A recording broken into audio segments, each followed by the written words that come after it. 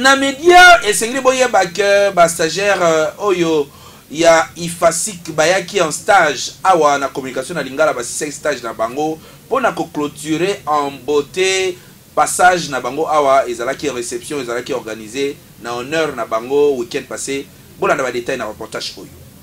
Institut facultaire de sciences de l'information et de la communication oyo tobengi ifasik tindenge ezalaka wana ezalaka na 3 cycles, c'est-à-dire graduat en sciences de l'information et de la communication, spécialité na journalisme, puis na licence 2e cycle, baga kokota ou bien na département de journalisme, tout na département de communication. Na 3e cycle, bozali na diplôme d'études approfondies, tout pe diplôme d'études supérieures, oyo komemayo tio comme docteur en communication. Kasi soki bosilisi premier cycle, batindaka ba jeune étudiant na ba organe de presse, topé na ba entreprise de communication pour te ba kene ko approfondir oyo ba yekoli théoriquement na école yango wana CNL communication na lingala premier magazine d'actualité oyo e basculé lelo na 3.0 et yambaki pendant 2 mois ba stagiaire ya ifasik oyo bazui formation avec rigueur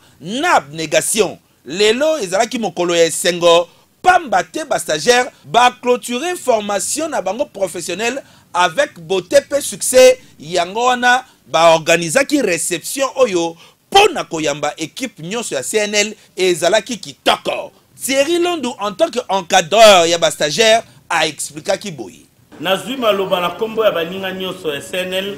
bakambi ya CNL bobika ifasika tindaka ba stagiaire na ye na ba organe de presse pamba te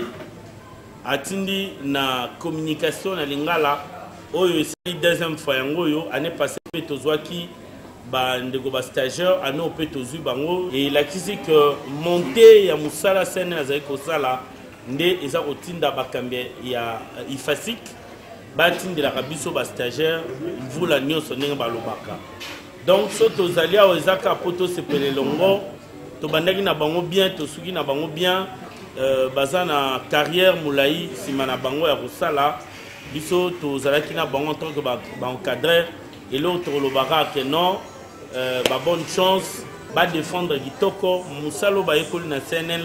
en tout cas ba kene na musika ba défendre biso pe et ça la biso malamu musu tokutani na mikolo mususu to moni ke baza ko évoluer bien et aux allez na biso nyonso bango moko ba récipiendaire stagiaire ya CNL ya ifasik ba expliquer formation professionnelle oyo ba acquérir à l'issue ya formation bazui awa auto apprendre na CNN na limite batu nyonso to ba apprendre le roi biso tozi ebele on andima te que CNL ya mafuta boy amona formation mais ya CNL ya kitoko wapi na limite que to travailler na ba condition malamu na CNN auto nga personnellement batinenga na CNN la boye ki ango na limite que e cause mafuta donc ça le stage bien to ke ba reportage et tout dans l'équipe vraiment bien CNL vraiment mafuta yango nde kaka yango ala ifasike pona ka CNL tinda bana ka kuna